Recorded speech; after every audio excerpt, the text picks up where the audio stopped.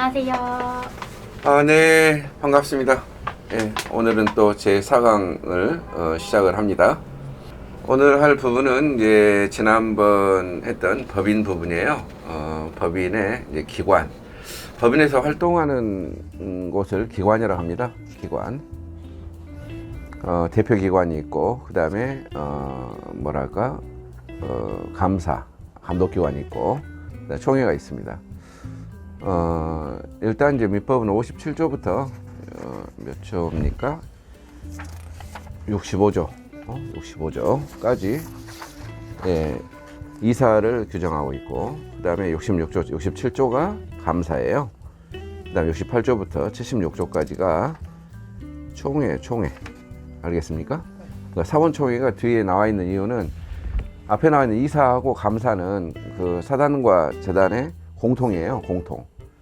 그리고 사원총회는 사단법인의 그 특별한 거잖아요. 그렇기 때문에 사단법인을 그 총회를 뒤에다가 규정하고 있습니다. 57조부터 한번 볼까요? 네. 이사. 법인은 이사를 두어야 한다. 네, 법인 이사를 두어야 돼요. 안 두면 안 돼요. 두어야 한다는 말이 뭘까요? 필수적이란 거죠. 둘 수 있다가 아니죠. 그 다음에 58조 이사의 사무집행 1항. 이사는 법인의 사무를 집행한다. 그렇죠. 집행기관이란 거예요. 그 다음에 2항. 이사가 수인인 경우에는 정관에 다른 규정이 없으면 법인의 사무집행은 이사의 과반수로서 결정한다. 경민법인 대표자가 그 청재, 승재, 그 다음에 정화 뭐 세 사람이에요. 이럴 때 정관에 다른 규정이 없다. 각자가 사무집행한다. 뭐 이러면은 몰라도, 그렇지 않다면 사무집행은 이사의 과반수는 반수를 넘어야 한다는 거잖아요. 3분의 2, 두 사람, 그러니까 경민법인에서는 이사가 3명이니까 두 사람 이상이 있어야 된다는 거죠. 정관에 다른 규정이 없으면 왜 이게 민법전에서 이런 규정을 뒀을까요? 정관은 누가 만들어 놓죠? 법인의 이 자율적인 어떤 그 의사결정을 중시한다는 거예요. 그게 없다면 이렇게 해라, 이런 뜻. 이해됩니까? 그 다음에 59조. 이사의 대표권 1. 이사는 법인의 사무에 관하여 각자 법인을 대표한다. 그러나 정관의 규정은 취지에 위반할 수 없고, 특히 사단법인은 총회의 의결에 의하여야 한다. 그렇죠. 경민법인 대표자가 청재, 승재, 정화라고 했는데, 사무에 관하여 각자 대표하는 거예요. 원칙적으로. 공동 대표가 아니라 각자 대표. 각자 가가지고 은주하고 거래할 수 있다는 거예요. 계약할 수 있다. 그러나 정관의 규정한 취지에 위반할 수 없고, 뭔 말일까 이게? 정관에서 공동으로 하라라고 했으면 공동으로 해야 한다는 거죠.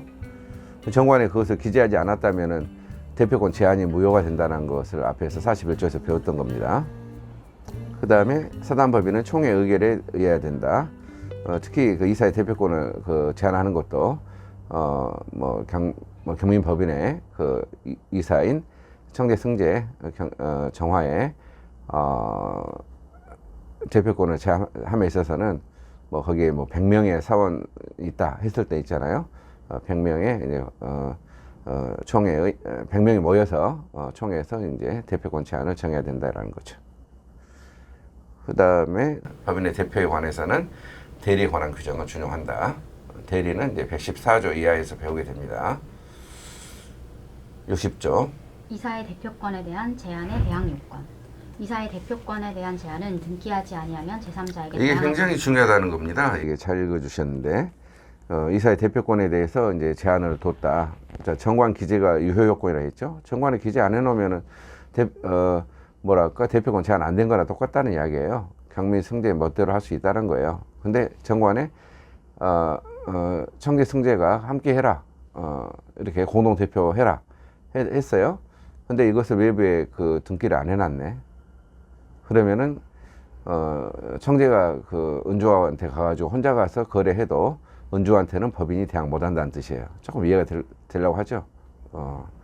그래서 이러한 등기가 대항 요건이라는 거예요.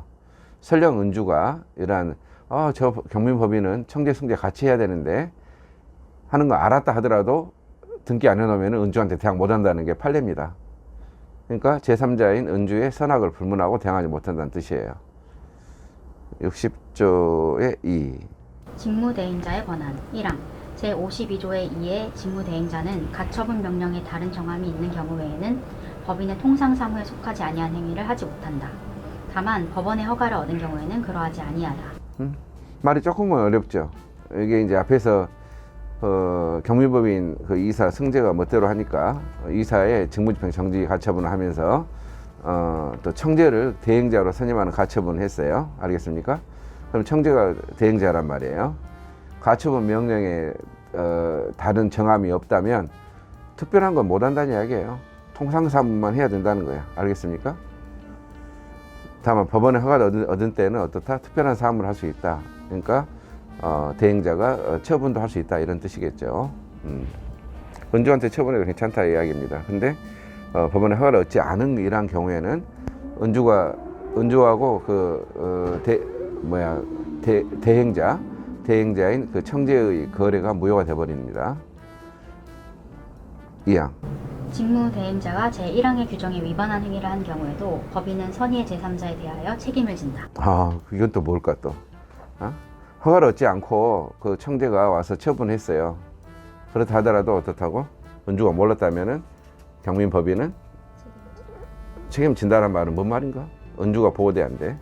보호된다 이런 뜻이에요. 이게 편하게 강의를 하고 있습니다. 편하게 강의하는데 여러분들이 잘 알아서 이해를 잘 해주실 걸로 믿습니다. 61조. 이사의 주의 의무. 이사는 선량한 관리자의 주의로 그 직무를 행하여야 한다. 아니 경민법인의 이사는 그 누구 일을 하는 거예요? 누구 일을? 그 청재 승재는 누구 일을 하는 겁니까? 법인 일을 하는 거죠. 법인에 그러면 뭐 공짜로 일하는 건 아닐 거 아니에요.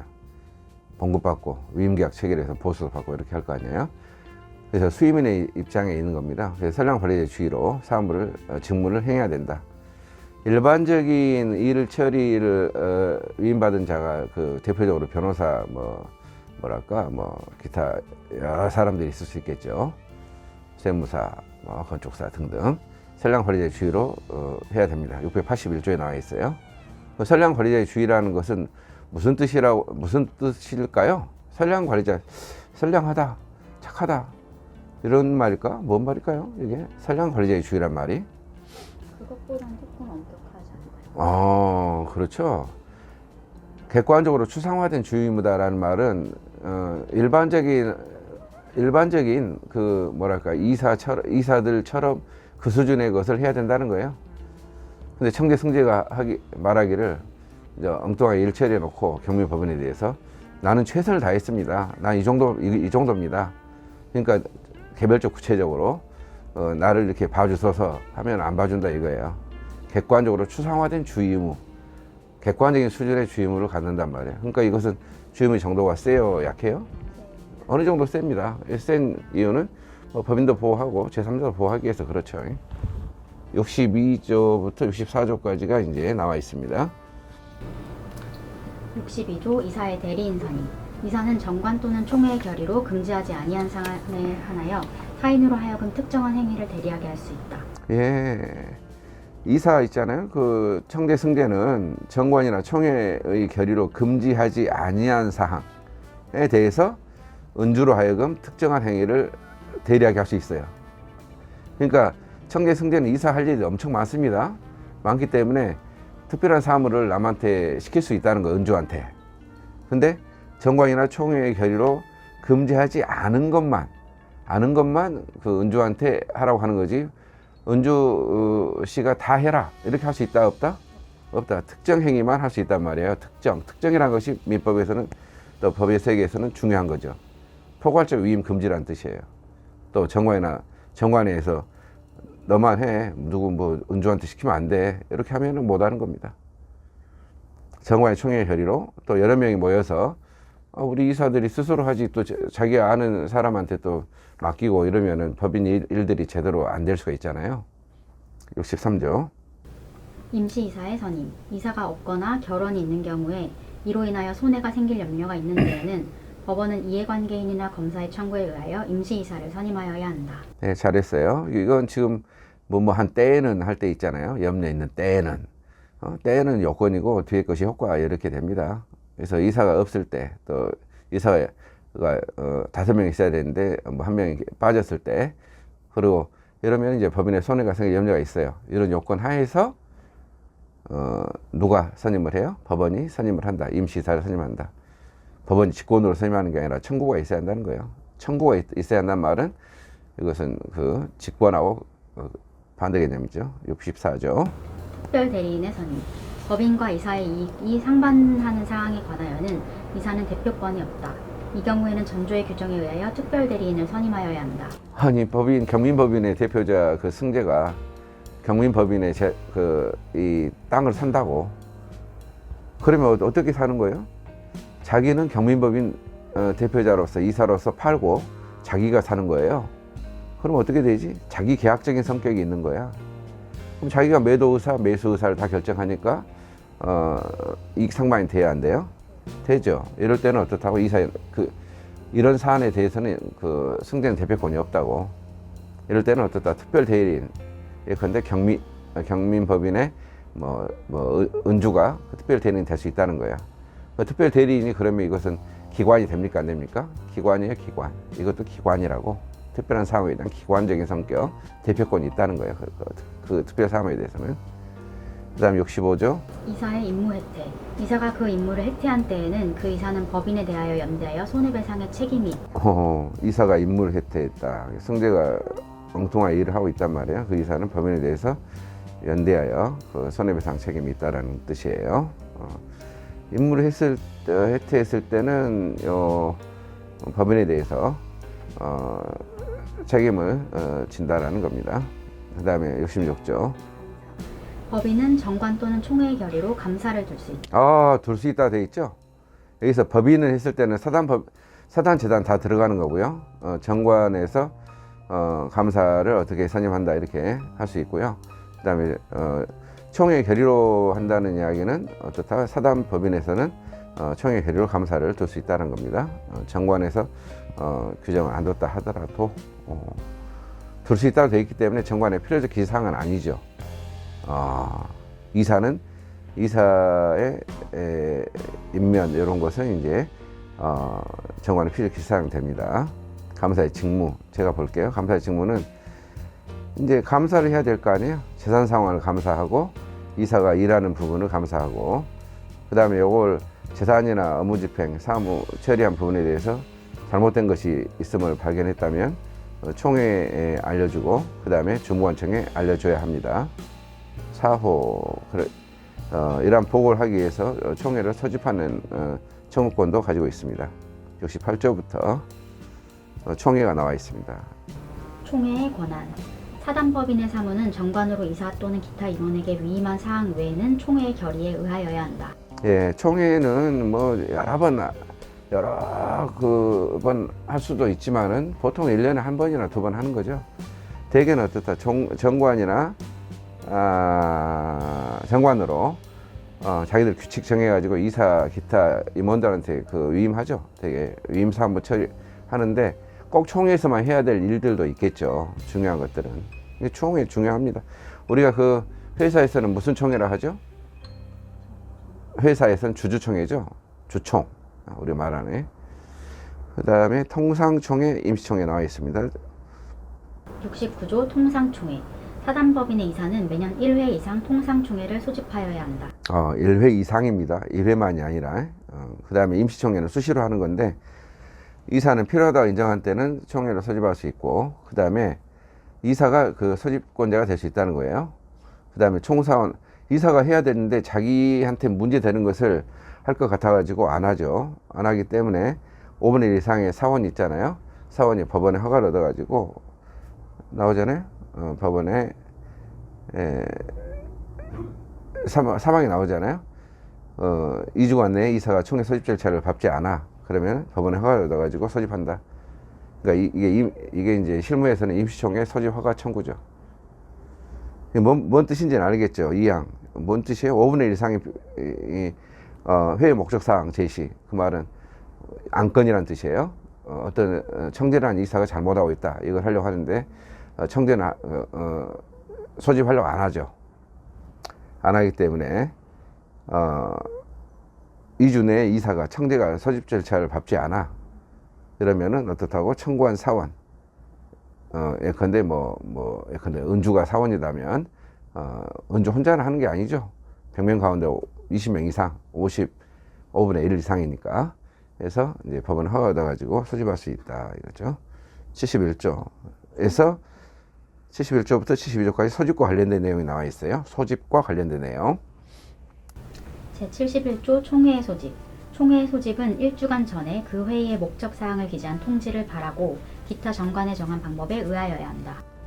네, 그렇죠. 1주간 전에 목적 사항을 기재한 통지란 것은 안건이란 거요. 안건. 1주 전에는 그 안건에 대해서 준비하게끔 만들어줘야 한다는 뜻이고. 72조. 총회의 결의사항. 총회는 전조의 규정에 의하여 통지한 사항에 관하여서만 결의할 수 있다. 그러나 정관에 다른 규정이 있는 때에는 그 규정에 의한다. 무슨 말일까? 이것도 이해할 만하죠. 안건에 대해서만 결의해라 이거죠. 그러나 정관에서 특별한 다른 규정이 있어요. 즉시 안건 제출해가지고 결의할 수 있다라고 정관에 미리 못 박아놨다면 뭐 즉시 안건 제출해가지고 결의하는 것도 괜찮습니다. 그러니까 이게 단체의 문제는 전부 다 국회도 단체고 이런 법인도 다 단체잖아요. 이게 절차적인 것이 굉장히 중요합니다. 그래서 소집 부분 이런 것들이 나와 있고, 그 다음에 73조 사원의 결의권 1항. 각 사원의 결의권은 평등으로 한다. 예, 결의권은 각각 하나씩 가진단 말이에요. 1인 1평등, 1인 1의결권 이렇게 됩니다. 여러분들 그 주식회사에서는 주주는 1인 1의결권이에요. 주식수에 따른 거예요. 주식수죠. 그래서 주주 평등의 원칙이 아니라 사실상 주식 평등의 원칙이란 거예요.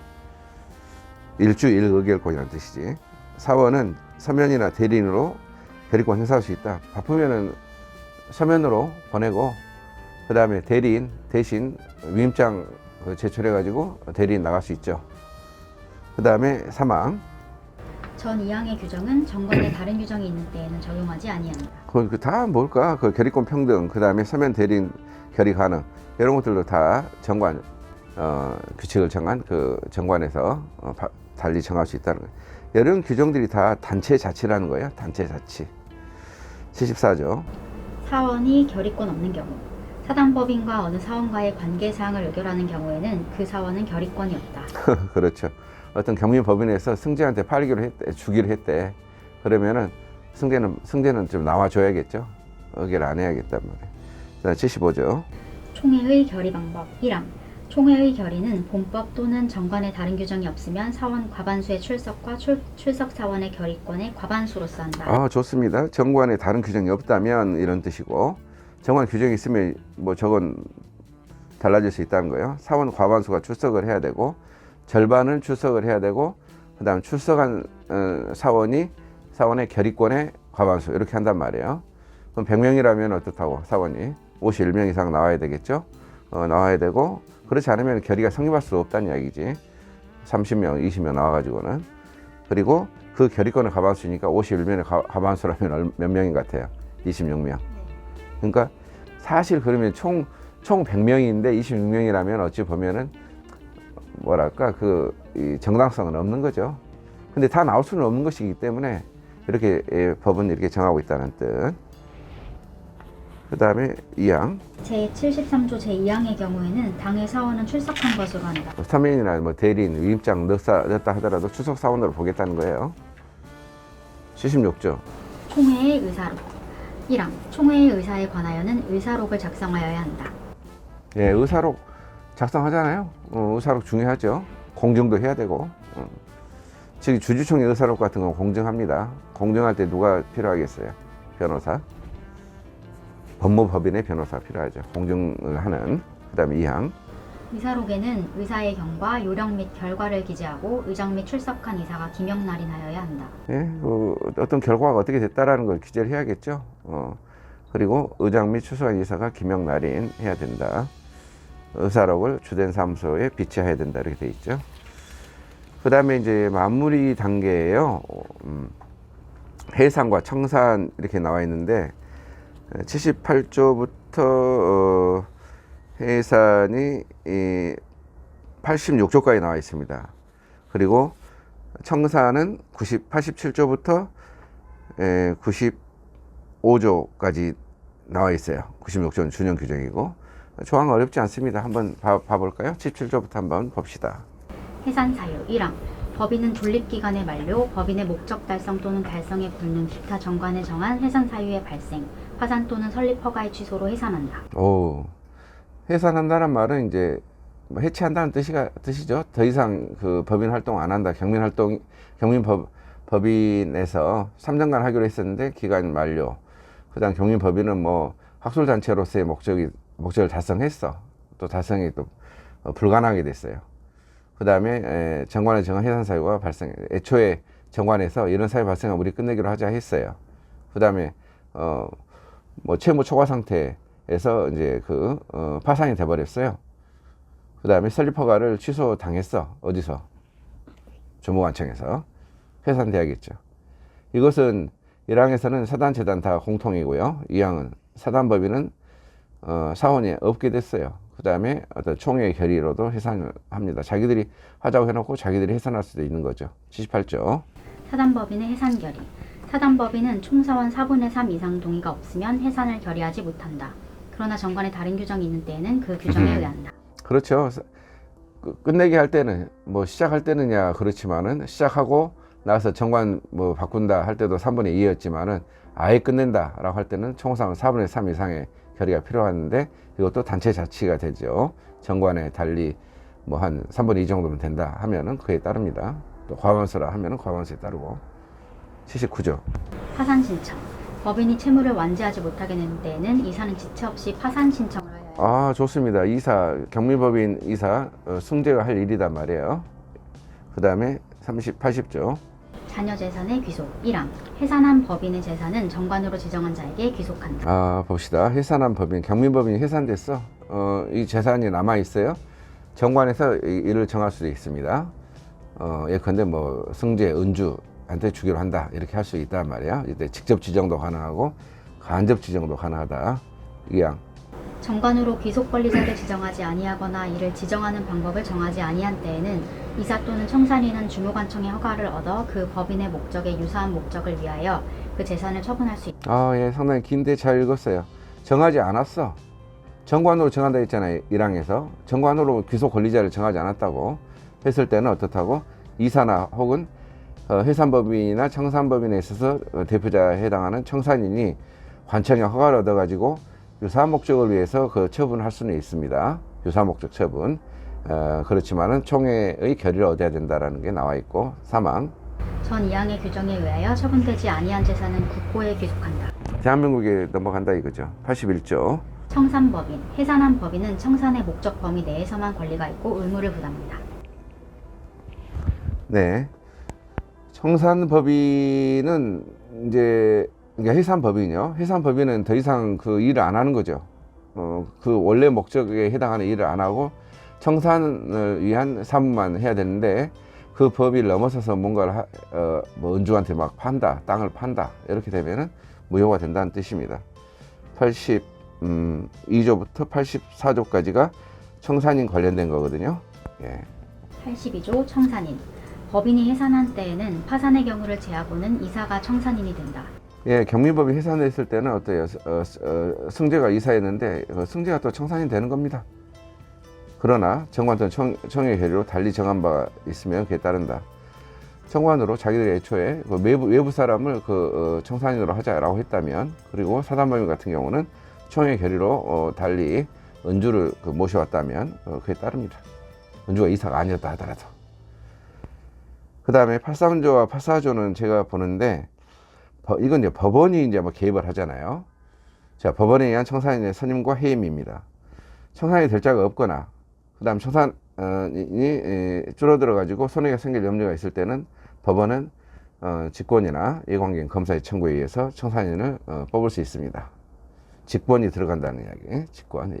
청구가 없다 하더라도 대개는 청구가 있어야지 법원이 개입하죠. 근데 이것은 직권으로 개입한다. 그 다음에 84조. 중요한 사유가 있을 때는 법원이 역시 청산인을 자를 수 있다는 거예요. 은주를 뽑아놨는데 은주가 이제 제대로 하지 못한다 했을 때는 직권으로 자를 수도 있다. 알겠습니까? 또 승제가 또 이사였는데 청산인이 됐어요. 이제 법인 사무를 제대로 처리 못하면은 이렇게 자를 수 있다 이 말이에요. 85조, 86조. 85조 해산 등기 1항 청산인은 파산의 경우를 제하고는 그 취임 후 3주간 내에 해산의 사유 및 연월일, 청산인의 성명 및 주소와 청산인의 대표권을 제한한 때에는 그 제한을 주된 사무소 및 분사무 소재지에 등기하여야 한다. 예. 전부 이 앞에 이제 쭉 읽어봤는데 파산의 경우를 제하고는 이렇게 나오잖아요. 파산의 경우는 그 채무자 회생법이 적용되기 때문에 파산의 경우를 제외하고 민법이 적용된다 이런 뜻이에요. 알겠습니까? 그 다음에 대표권을 제한한다 했을 때는 이제 등기해야 된다. 역시 어떻다고 이런 내용들도 여러 가지 이러한 내용들도 공시해야 된다는 뜻이죠. 그 다음에 86조 해산신고 1항 청산인은 파산의 경우를 제하고는 그 취임 후 3주간 내에 전조 1항의 사항을 주무관청에 신고하여야 한다. 그렇죠. 파산을 빼고 주무관청에 알려야 된다는 거예요. 87조부터가 이제 청산인의 직무에 대해서 나오거든요. 근데 쉽게 말해서 청산인이 할 일이 뭐냐라는 게 87조 나와 있는데 한번 읽어 보십시오. 청산인의 직무는 다음과 같다. 1. 현존 사무의 종결 2. 채권의 추심 및 채무의 변제 3. 자녀 재산의 인도. 네, 그렇죠. 현재 있는 사무는 이제 종결해야 됩니다. 그래, 예, 법인이 해산됐으니까. 그 다음에 채권 추심, 받을 돈 있으면 받고 어떻다, 줄 돈 줘야 된다는 거예요. 그 다음에 자녀 재산의 인도. 자녀 재산 인도는 80조에서 정관으로 지정한 자가 1순위였죠. 80조 1항에서 3순위가 누구였어요? 기억나나요? 자녀 재산의 인도. 3순위 국고, 2순위는 유사 목적 처분 뭐 이러잖아요. 그 다음에 2항 청산인은 전항의 직무를 행하기 위하여 필요한 모든 행위를 할 수 있다. 청재가 이제 그 경민법인 그 이사였는데 나중에 이제 특별한 사정이 없으면은 뭐 청재가 청산인이 되는 거죠. 청산인 직무를 행하기 위해서 필요한 모든 행위를 할 수 있는 겁니다. 대표 행위를 할 수 있다는 거죠. 88에서 89, 90, 91, 92 다 연관성들이 있는 건데요. 88조 제가 말해주겠습니다. 채권 신고. 자, 이게 이제 채무 제일 중요한 게 뭐겠어요? 지금 법인이 이제 그 해산돼 가지고 이제 청산 사무를 해야 되는데 기본적으로 아까 뭐라 했습니까? 현존 사무를 종결하고 채권 추심 채무 변제라겠죠. 채권 추심 받을 건 받으라 이거죠. 근데 채무 변제에 있어서는 문제가 있는 거지. 왜 경민법인 재산이 뭐 10억인데 뭐 사람들 뭐 채권자들은 뭐 한 50명에 뭐 50억이다 이러면은 어떻게 이제 이것을 잘 공평하게 나눠주느냐 이게 필요하지 않겠어요? 그래서 이게 이제 변제 절차, 그 다음에 그러니까 공고 절차 널리 알리고 그 다음에 나중에 변제하는 절차예요. 네, 그렇게 이해하면 이제 잘 읽혀질 겁니다. 88조부터 읽어보십시오. 채권 신고의 공고 1항 청산인은 취임한 날로부터 2월 내에 3회 이상의 공고로 채권자에 대하여 일정한 기간 내에 그 채권을 신고할 것을 최고하여야 한다. 그렇죠. 이제 청재가 이제 여전히 뭐 이사였는데 이제 여전히 청산인이 됐어요. 취임한 날로부터 2달 내에 3번 이상 공고를 널리 알려가지고 채권 신고를 하라고 최고를 합니다. 2월 이상, 공고 기간이 2월 이상이고 전항의 공고에는 자, 공고할 때 널리 알릴 때는 야, 네 이 기간 내에 신고하지 않으면은 그 청산에서 배제된다. 너 돈 못 받는다 이거죠. 그것을 표시해야 된다는 거. 사망 이런 것들은 등기 사항의 공고와 동일한 방법으로 뭐 관보나 이런 데다가 공고를 해야 된다는 거예요. 이래야만 그 채권자들이 이제 피해를 안 입겠죠. 89조. 채권 신고의 최고 청산인은 알고 있는 채권자에게 대하여는 각각 그 채권 신고를 최고하여야 한다. 알고 있는 채권자는 청산으로부터 제외하지 못한다. 그래요. 청산인 청재가 은주는 알고 있어요. 은주가 한 경민법인에 5억 정도 받을 돈이 있다는 거 알고 있어요. 은주는 배제 못 한다는 거예요. 그리고 이것은 공고가 아니라 개별적으로 최고한다는 거예요. 최고. 그러니까 88조에서는 공고잖아요. 89조는 최고이고 공고는 널리 알린다. 그 다음에 최고는 개별적으로 알린다. 알겠습니까? 공고 최고 절차를 말하고 있어요. 그리고 나서 갚아야 되겠죠. 공고 기간 내에 갚으면 돼, 안 돼? 쉽게 말해서 안 되겠죠. 공고 기간이 끝나고 나서 다 모여가지고 분배를 해야겠죠. 원칙적으로. 그게 바로 변제 절차예요. 90조부터 92조까지가 그런 내용이 나옵니다. 90조. 청산인은 88조 1항에 채권 신고 기간 내에는 채권자에 대해서 변제 못한다. 은주가 채권자예요. 근데 은주만 갚아줘서는 안 될 거 아니에요. 공고기간이 지나야 되지. 근데 은주가 5억 빌려준 거 변제액 이미 도래했어. 이자는 발생해 안 해요? 발생한다는 게 법인은 채권자에 대한 지연손해배상 책임을 면하지 못한다는 거고, 91조 청산 중에 법인은 변제액에 이르지 아니한 채권에 대해서도 변제할 수 있다. 단지 비잔치 하고 끝내야 될 거 아니에요. 전항의 경우에는 조건이 있는 채권, 조건의 전속기간의 불확정한 채권, 기타 가액의 불확정한 채권에 관해서는 법원이 선임한 감정의 평가에 의해서 변제해야 된다. 감정 평가가 필요하다는 겁니다. 조건부 채권, 불확실한 거 알겠습니까?